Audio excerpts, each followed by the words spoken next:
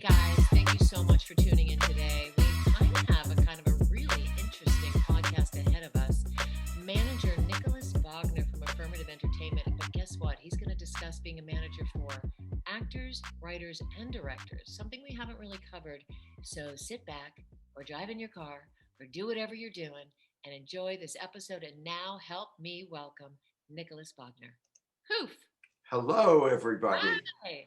A So, fellow hybrid. I can be a hybrid if they can be, if actors, writers, directors can be a hybrid. So you're am the I. hybrid of the hybrids. I started hybriding, if that's a But word. do you drive a hybrid? I don't know. Oh, okay. I used to. Okay, you got to get back on your game, Nicholas. So I good to do. have you. We're going to chat, and I really want to have everyone get an education from you right now, because I want to go right into what it's like being a manager for agents and directors and writers, but the difference between being a manager versus an agent. And were you ever an agent or just a manager? Not just a manager, Don't but insult. Don't insult me. I would I've only been a never manager. insult your talent.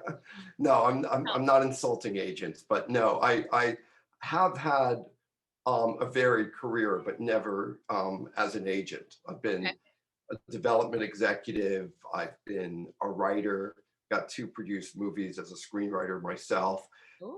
worked for Tom Cruise, I worked for Michael Douglas, Oh, worked at TNT, and then 10, 11 years ago, I became a manager. Just so as I was hitting middle age. It's a good middle age job. Maybe is I'm it? past, maybe I'm past middle age. I'm not sure anymore. But it's Mhm. kind of like you can grow old gracefully as a manager. At least Okay, so that's what I tell myself. even though you weren't an agent, what is the difference between a manager and an agent? Because you deal with agents, so you know the difference. Tell us. Well, my son called me a helicopter dad, which is quite an insult. A client called me a helicopter manager, which is really flattering. So, so it's really being on for every little detail, big and small. We become a travel agent. We become hair and makeup. We become, you know, Mother in and the father, the whole twist, yeah, the hand holder.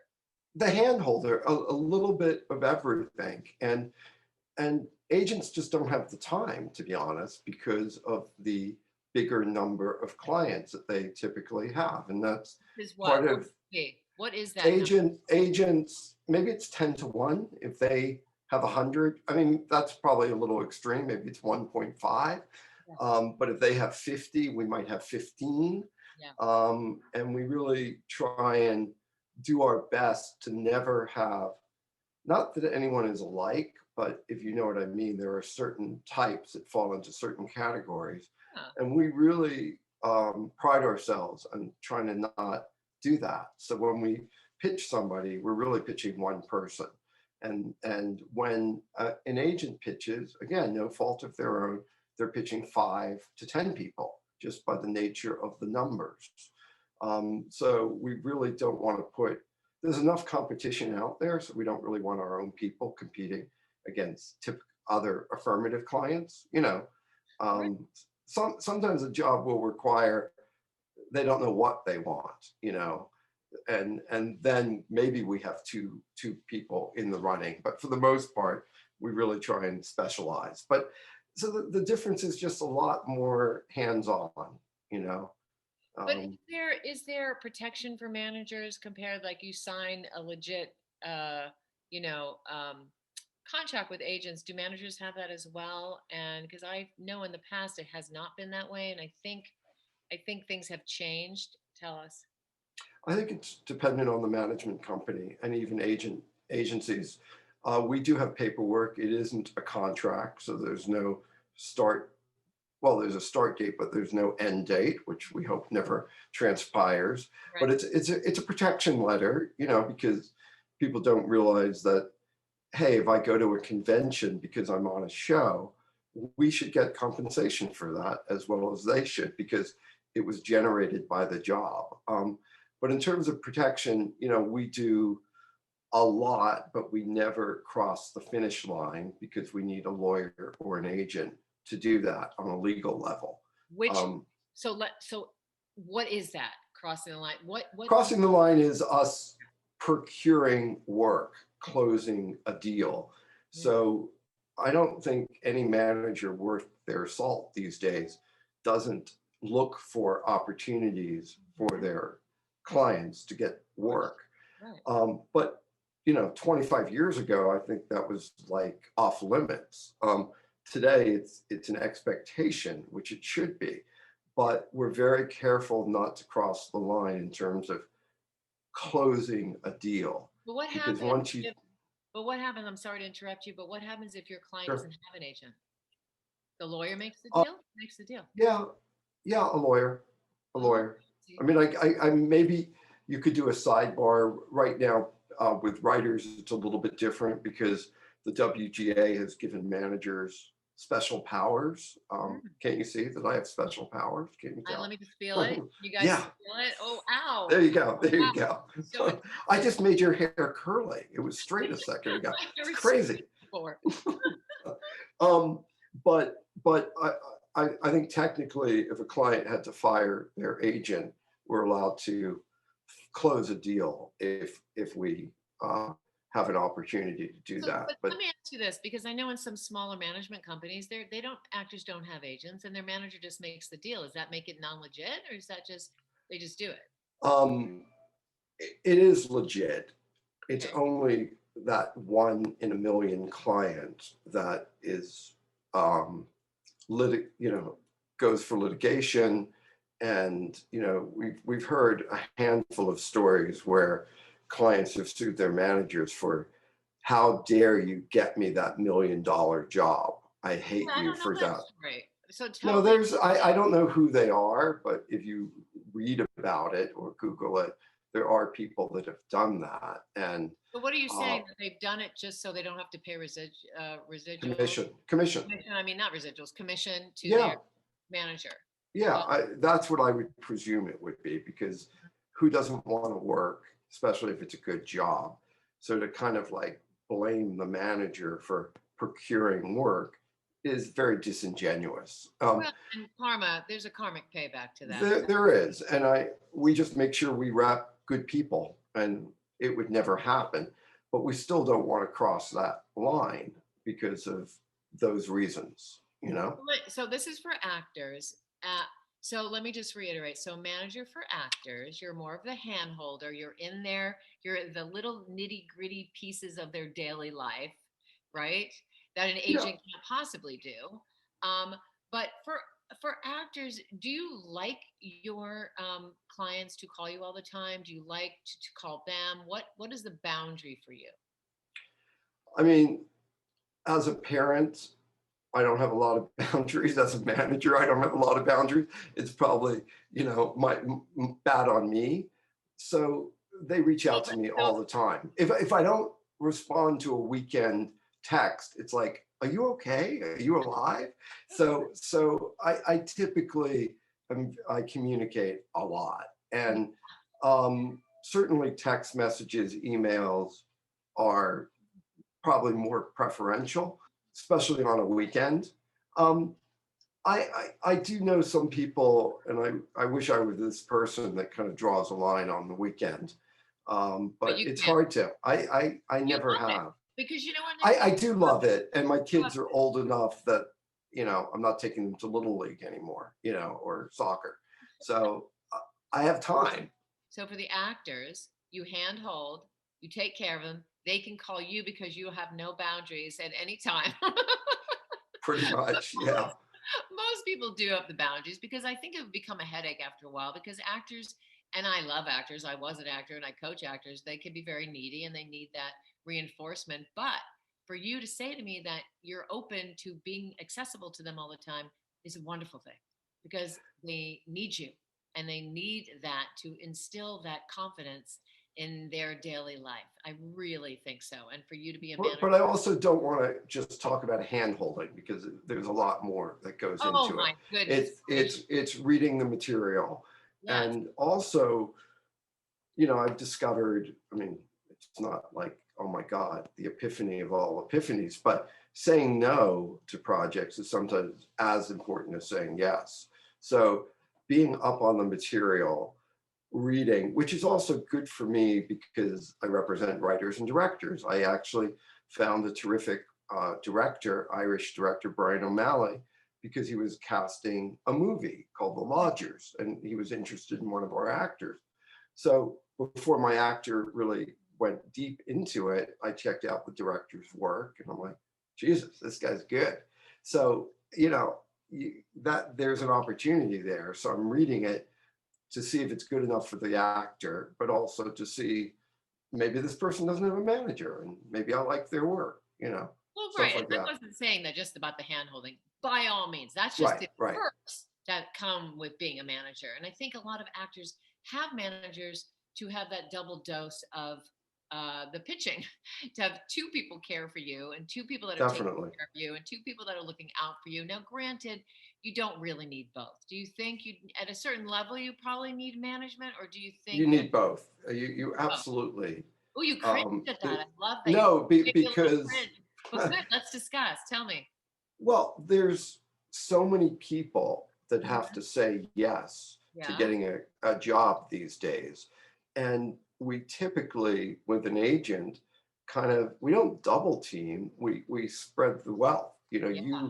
You have a great relationship, let's say the agent with the casting director. Because of my lit background, and Melanie Green, who's the owner of our company, she too has produced television and film. So we very rarely don't know the EP or the director or someone involved with the show. So it's really important to reach out to those people as well as the casting director, because you don't want to kind of ignore and jump above them. You need to show the respect they deserve. Of course. But there's too many people that say have an influence on a yes. So an agent alone won't be able to do it, and a manager alone would be able to do it. No. Oh, really? Oh my God. Well, no, I'm teasing, but yes, I mean, some clients choose not to have agents or don't have agents, and I don't think it's a terrible handicap for us unless it's one of those great agents that really are additive. Yeah. Yeah, and really bring a lot to the table, and many do. So in your life as an acting manager, then we're going to switch to writing and directing. Do Sure. you, with your actors who do have agents, do you have that camaraderie with their agent and you talk to the agent on a constant basis, or how does that work? I really try to. I mean, we have a fair amount of international clients, and I hate when, and I've had this with a client in the past, where they represent them for Australia, let's say, or a territory, and we don't. And, we have US and they don't. And it creates like, I don't know, it's bad karma. It's like you should all be in it together. Maybe not everything is 777, depending on where they're from, but I much prefer when we're all in it together. I think it serves the client way better than dividing it up. That's what your attitude is all about. You are all about serving the client. You are all about that. 100%. I mean, Yeah. you care so much. So what intrigues you about an actor that you work with, and how long do you stay excited about them? If because you invest and you take people on, you invest your time for free until they book a job for free. So there has to be something that invigorates you. And how long before you say, you know what, this isn't working? Well, it is the best deal in town to Yeah, not have to pay it's in incredible. advance, right? I don't Yes. know, whoever created the system made some mistakes. But I mean, we're in it for the long run. I mean, we're not going to sign somebody and just look at next year's pilot season and go, they didn't book, Yeah. we should drop them. I mean, we put too much into the growth period, the development period, for us not to be in it for the long run. Otherwise, why sign them?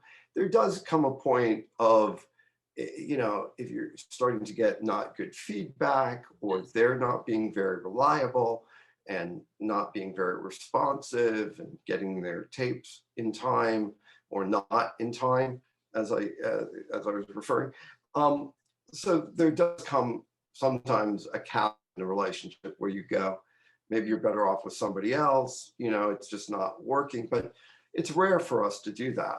But, Okay. yeah. That's amazing. Who was your first client that you booked on something that was super exciting for you? That you did that Well, when I, dance.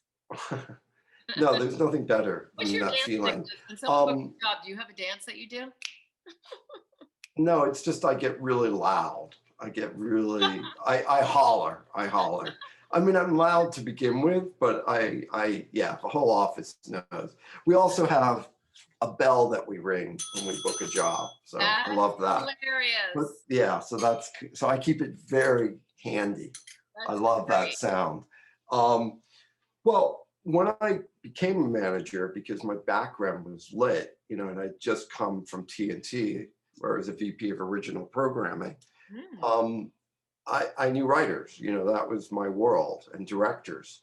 So I started running the lit division at Affirmative, Ah. and a lit agent sent me a reel of a young Australian actor. And he said, "You guys rep actors," and the rest of the company did and does. So I looked at the reel and I was really blown away. And I shared it with the rest of the office. And everybody's like, "This kid's good. He's really, really good." Um, so we took him on. I'll tell you his name in a second.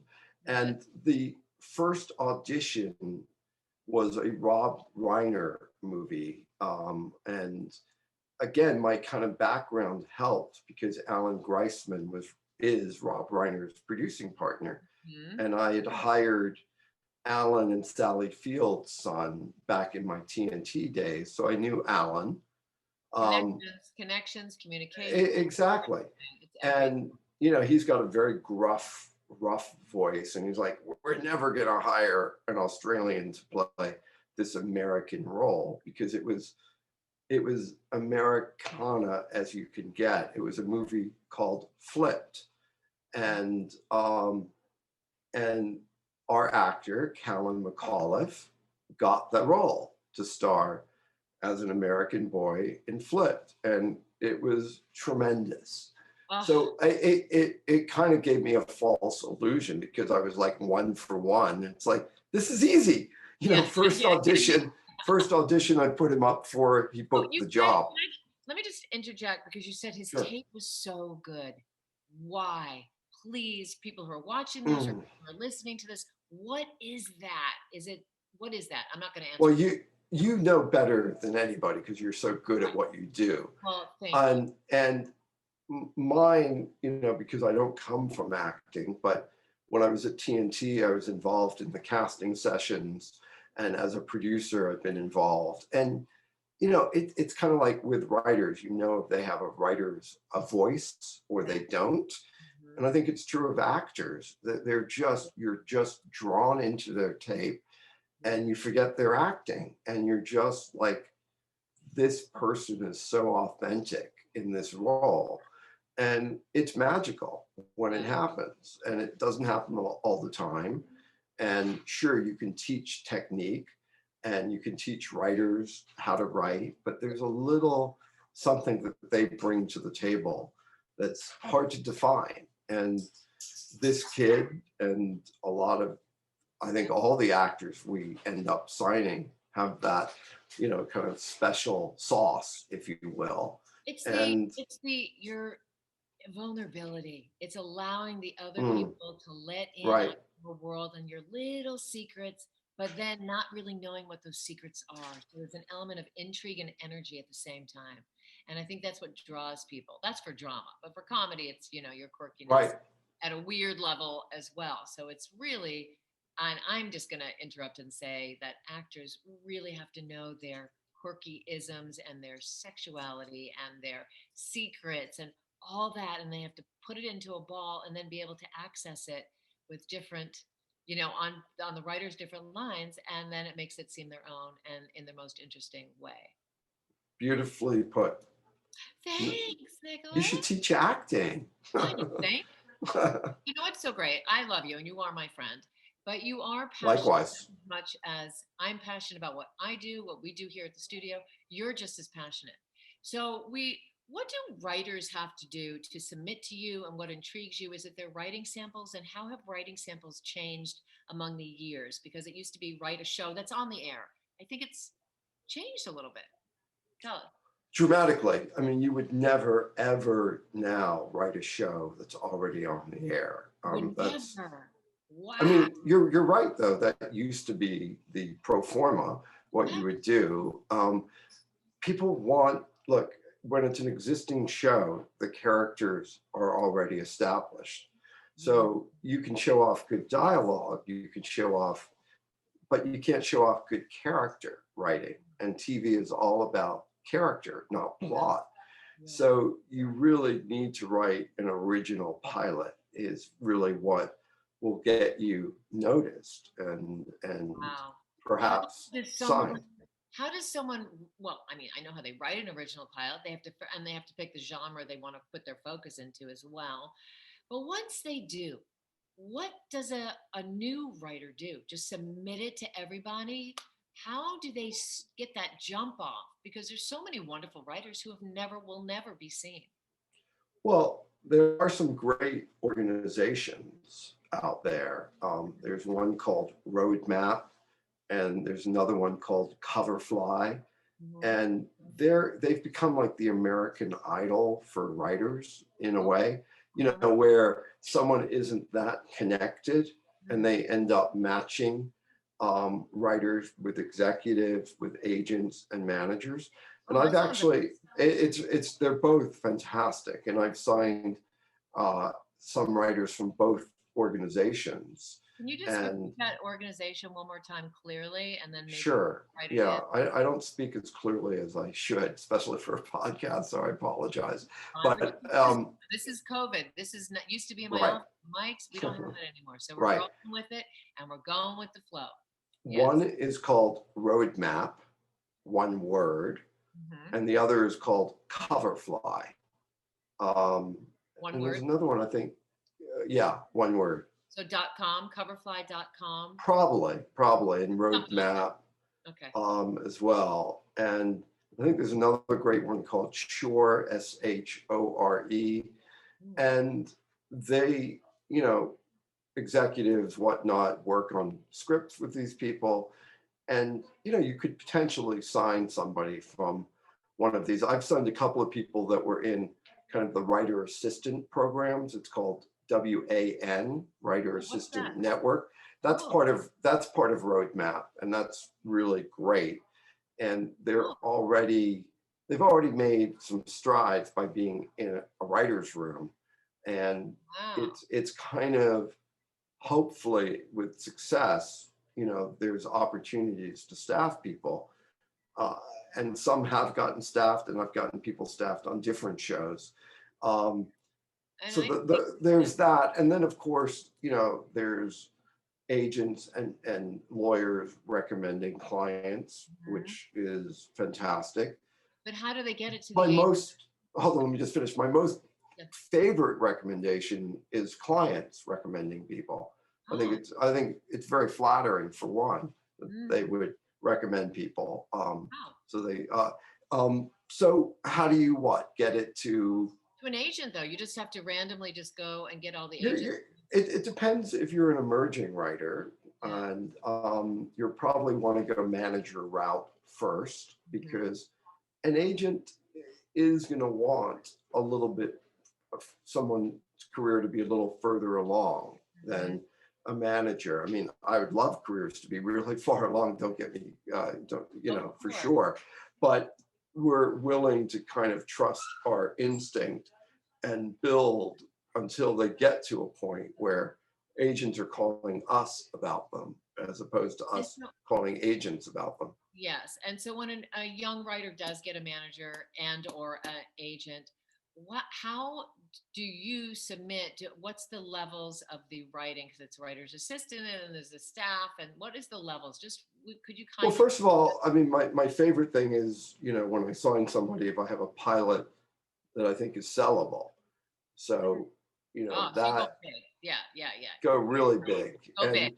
Go big. and go big or go home. I love it. And what's great about that is it gets the writer exposure right off the bat.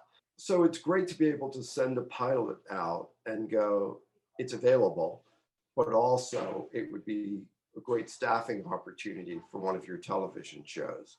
So that way you can kind of do a 2-for-1. They can read. If they don't want to do it, at least they're thinking about your client as a potential staff writer. And So the writing world is a little different because you don't have to have any credits like you do as an actor to have that momentum to get a series. So if you're lucky enough and good enough as a writer, you can be brand spanking new. Is that what you're saying? And then if you have a great pilot, someone might just buy it. it's happened, and it's happened with several of my clients in which we've been able to sell spec pilots. We've also been able, as I mentioned, to staff writers on shows. The writer's voice, the sample, the original script is everything. So, I won't say black and white because it's still subjective, of course. I could love something and the next person doesn't, but it's so evident, right? If the writing is of the level and it's a show that they want to make. Now, many times, of course, they want to pair your writer with a showrunner, someone a little bit more advanced who can supervise, which is also a great learning tool for the young writer. But I don't just represent emerging. I've got some terrific established people as well. And it's kind of that combo platter, Yeah, but I'm just talking about for even if you had only, executive producers on your roster, I do want the new writers that are listening to get inspired and to contact the places you've talked about and the process. So if they have a pilot, if it gets sold, incredible. But if they don't, and you send around their work and people want to meet them in the staffing positions, what are the levels? Well, you're going to start off as a staff writer. It's very organized, the writing rooms, and story editor, staff writer, story editor, co-producer, producer, consulting, co-EP, executive producers, where you want to end up. You can jump a lot of those lines, so to speak, by selling your own pilot, and you could automatically become a co-EP. It doesn't mean, though, if you end up staffing on a show after selling your own pilot, that you'll necessarily be a co-EP. You might have to take a step or two below just to get your sea legs in a writer's room. But if your show gets made and you're a co-EP, then you've really made some major strides very, very quickly. And so those titles are financial titles or more power titles? What does it really mean? Because at the end of the day, everyone in that room works as a team. But I guess there's a inkling of power who gets the final say. Writers' rooms, sure, there's the EP, there's the showrunner that kind of rules the roost, as they should. They've earned it. Yes. But it's all regulated by the Writers Guild. They're very easy deals to make because they're all really determined by the guild. There's, sure, there's negotiations, but it is what it is. I hate that expression.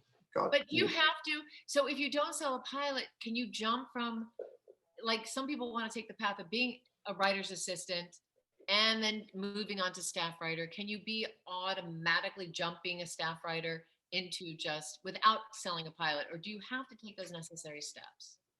Well, if you're a writer's assistant, you don't have to sell a pilot to become a staff writer. Right.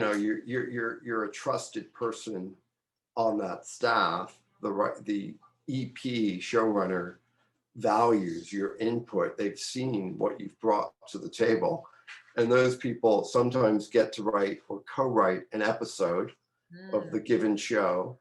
And that becomes a gateway to being a staff writer if that episode comes out So do you think really well. it's a good idea to be a writer's assistant, even though it's more like a production assistant? Is there a difference between a production assistant and a writer's assistant? Um, I mean, it all depends on how old you are to Yeah. a large extent. I mean, they're very low entry jobs in terms of pay. So Yes. you have to be able to afford it. So it's a bit of a luxury in that regard because you're not going to get rich on one of those jobs. But But it's helpful. if you, it's incredibly helpful because if you pick a simpatico show that you are very suited for Mhm. and you're great in that position, you do have an opportunity. Really, the two jobs that I'm most familiar with in are the writer's assistant and the coordinator.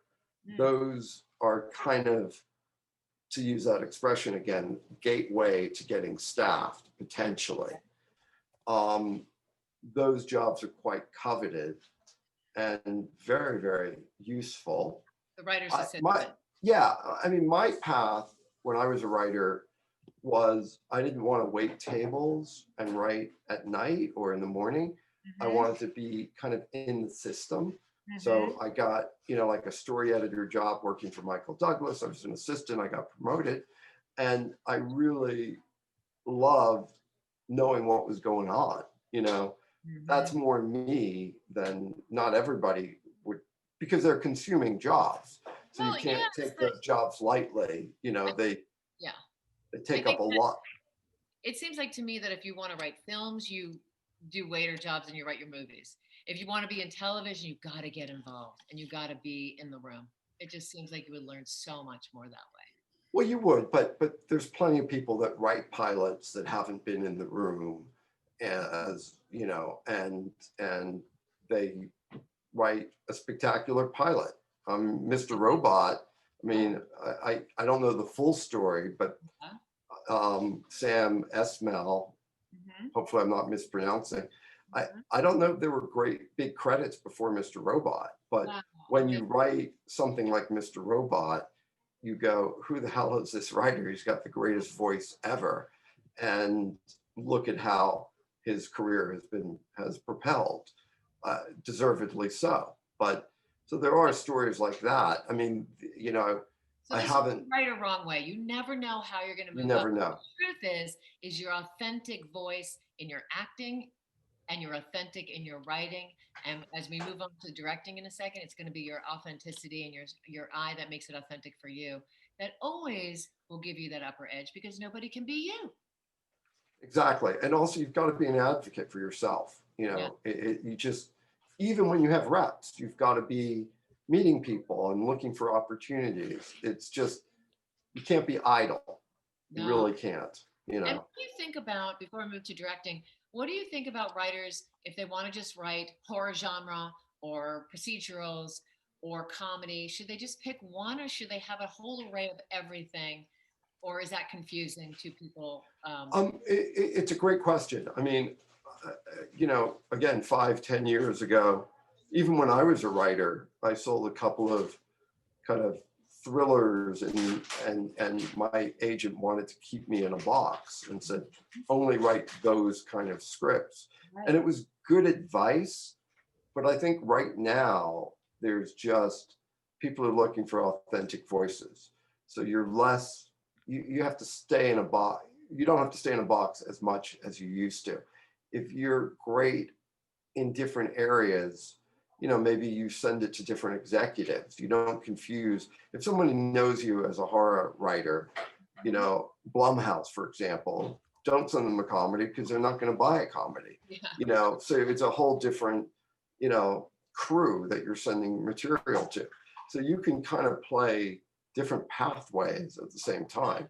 So if you have a great idea, You as the manager would guide your writing client into where to go. absolutely. And I just don't think, if you've sold a horror movie, don't do a 180 and do a broad comedy.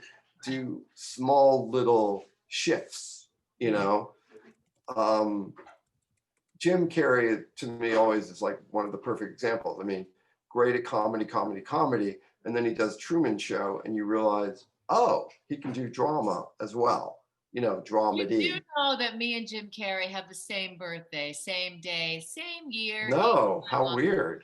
And I talk about it in my book how I conjured him up on one of my big birthdays and I met him. It's like such a great story. But yeah, he's brilliant. But here's the And thing. I love the way he's playing Biden. So cool. So great. He's brilliant because if you can do comedy, you can do drama. If you can do True.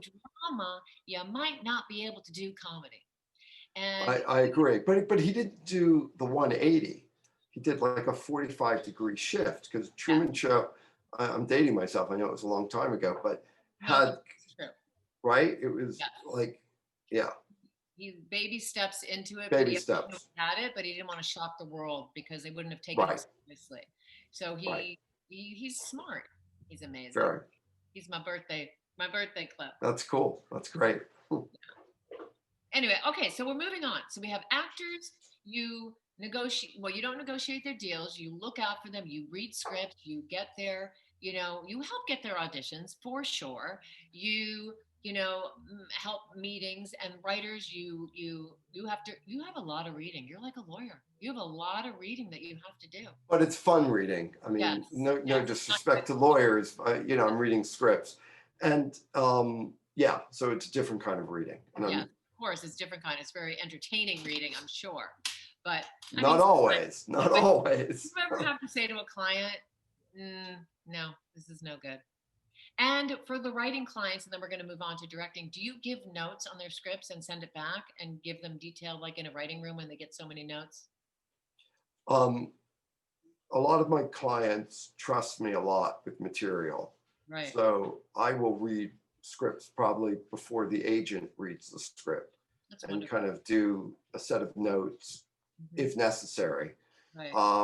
So I get very involved with notes. I mean, it's kind of my sweet spot, to be honest. I mean, I really love material and I have a good handling on what works. I have a good structural brain, God, that's so important. So where things need to fall and whatnot. So yeah, I'm very involved with that whole process. And so let's talk a little bit before we're ending our hour with about directors.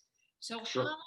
how is all that different? I know nothing about how a director gets an agent or a manager without having directed something, or do they direct shorts first and they give you a reel? What happens? Well, shorts have become an amazing opportunity for a director to really show his or her stuff. Right. I'm quite proud because there's a movie out. It came out on Friday called Come Play. And my writer director, Jacob Chase, made the movie #1 at the box office this weekend. Wait, but where is it? It's in Orange County. There are places besides LA. Just hate to tell you that. You can see it in Orange County. You can see it in Thousand Oaks, just across the border in Ventura. So there are, yeah, I mean, and so that was based on a short called Larry. Wow. And the second people saw the short, they could tell what an accomplished writer he was and a director. So we had a bidding war on the material, but there was never a question about whether or not Jacob should direct it. The proof was in the short, that he was so accomplished, so knew what he was doing, great with actors, great storyteller visually. Oh, that great South African sci-fi project from a bunch of years ago. District 9, District 7. District 9. Great. That was a short. Great. Great. So a lot of studios have. Well, let me just interrupt. So people will make that on their own, a short, and then submit it to you, and you'll see it to see if you respond to it. Or directors, actually, that is, a director has to have something to show you, right?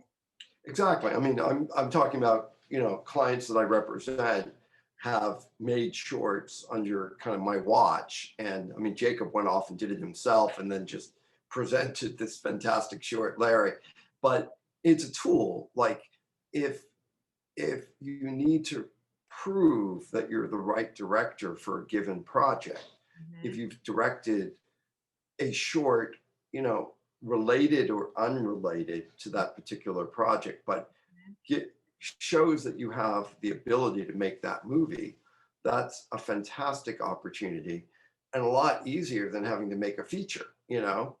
Absolutely. So of course, someone who's made a feature already, someone who is really good at visual presentations is a very important tool.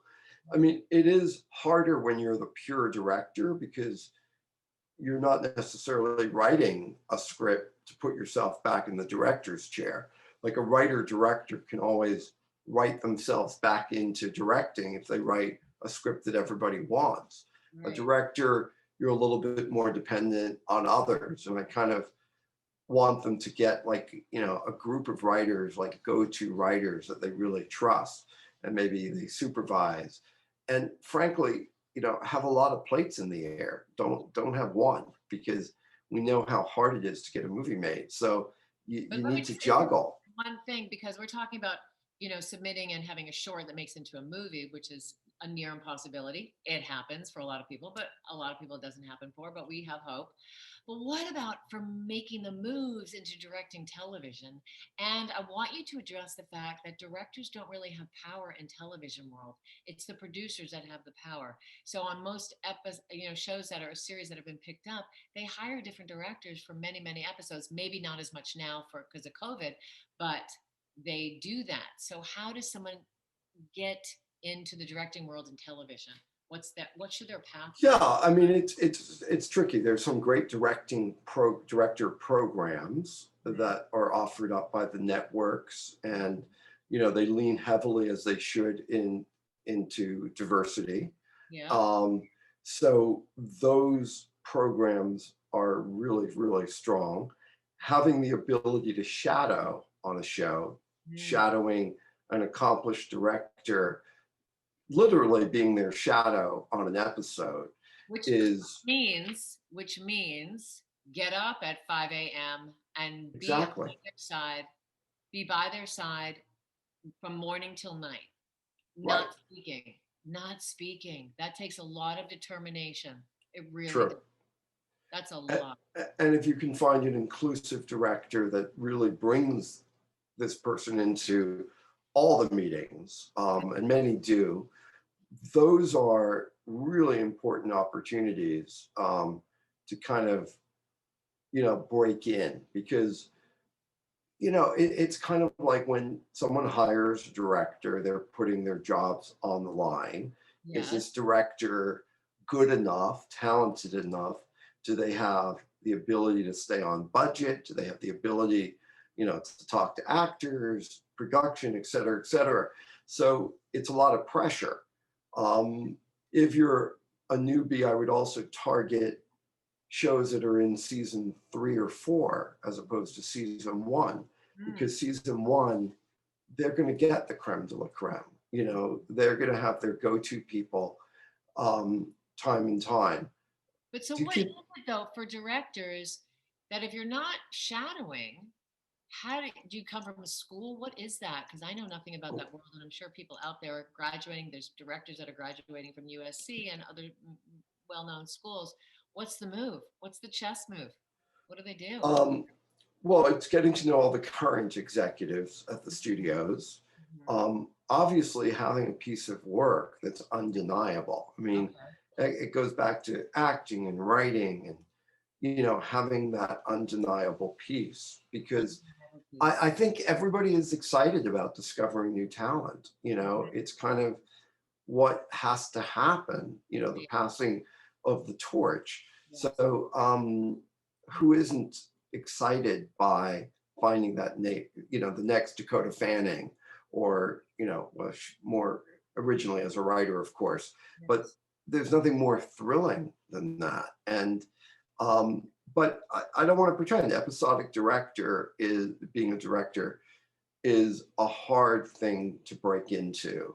Um, But once you're in that club and you do well, it can be incredibly fruitful. Oh, Um, yes. I and have and many friends who are consistently directing yeah, nonstop, episode to episode, not a night. right. And it's a lot of work, but they get good money for it, and they're just they're what I notice about directors for television, that they are passionate, but they're open to opinions, and they don't get annoyed when someone gives an opinion, because there's so many people stirring the stew in television, that it's you have to have the right temperament to be a director in television. You really do. I mean, look, feature directing is very collaborative as Very. well, but television is, as to your earlier point, controlled more by the producers, more by the writers, the showrunners. Certainly, if you direct a pilot, you have a massive voice in terms of the determination of the Or look and the production yeah, and the tone and the yeah, visual style. But if you're directing season 2, you really need to, follow in the footsteps of your predecessors. And you can still bring something of your own to it, but be careful. You're really trying to support the show, and they're not looking for outliers really to kind of shake it up. Um, but and then the key is repeat business. Once you've been directed, once you direct an episode, direct a second if there's an opportunity, because people really study your resume and want to know that you've been brought back, because that shows, that you've done a good job. right. And temperament matters for directors. Well, it matters for everybody, but the temperament really Well, does matter. 1000%. absolutely. Yeah, And absolutely. because the director, even though I think the director has to hold the fort, it has to hold the the calmness, the focus, has to deal with all the chaos and not make it and just calm it all down. So true. So true. And really, more in a feature world, you're setting the tone of the Yeah. show. But yeah, episodic directing, you're supporting what's already pre-existing. Supporting the tone. Exactly. So Yeah, you're yeah. supporting it. So Um, before we close, Nicholas, so interesting talking to you. Three pieces of advice: one for the actor, one for the new writer, one for the new director. And not to say, Nicholas, you guys don't know Nicholas, and you can look him up on Affirmative Entertainment. They have a huge company. He has many, many, many successful people. But we're just talking as information for the newer artist out there. So, what can one piece of advice for an actor to move action forward, and then the writer and the director, before we say adieu? well, the word I used, undeniable, before, I think is very appropriate for all three areas. So if you don't have footage, don't just wave the white flag, which is a term we're all using right now, for good reason. Good one. Um, but do a self tape that we look at and go, this person is so good, and I wish they had more material. I wish they had more footage, but look at this tape. It's just, so put together, if you can, a little bit of a mock reel. Obviously, better if it's real footage from work that you've done, and make it really accessible for the manager, the agent. Don't make it like all these attachments and, I just want to click on a button and be able to see it. So Yes. that's really key. Okay. Writers, don't write me a novel on email. I just won't get, it's like, you know, bring up what is most pertinent about you, or things that you've done in the past, and I always require 2 samples that are great. Don't have 12 and don't have one, but have at least 2, because I don't want to sign somebody and it turns out that one script was a fluke, and I did that a long time ago, and I never got another good piece of material from that writer. So I Wow. ended up dropping that person. But at least have two strong pieces of material that you're really proud of. Mm-hmm. And a director, you've got to have footage, and there's no reason why you can't go direct a short. I mean, yes, I get it. There's money issues. You've got to probably fund it yourself. Yep. And that actually kind of connects to all three, writers, directors, and actors. Maybe there's a short, maybe there's a really emerging director that you want to hitch your wagon to. And it's a great way to get footage, something that really supports you as an actor, really shows off the writer's voice, and the director can kind of go to town on it. So there's really no reason to not have the goods, because you can cook the goods yourself. It's actually a great yourself. That is the message for today. Cook it. Yeah, cook it. Cook And it. And we're not talking meth, I hope. No, we are not. Okay. Cook your artistry. Okay, cook your artistry. Much better. Much better. Thank you so much. I hope everyone who listens, write to the studio, Shari Shaw Acting Studio at Gmail. And if you want to have any more questions from Nicholas, I'll answer them for you. I'll hound you, and then you can answer the questions. Happy to answer. Guys, stay courteously aggressive out there and keep going after your dreams. Thanks, Well Nick. put. Bye. Thank you. Bye. It was fun. Bye.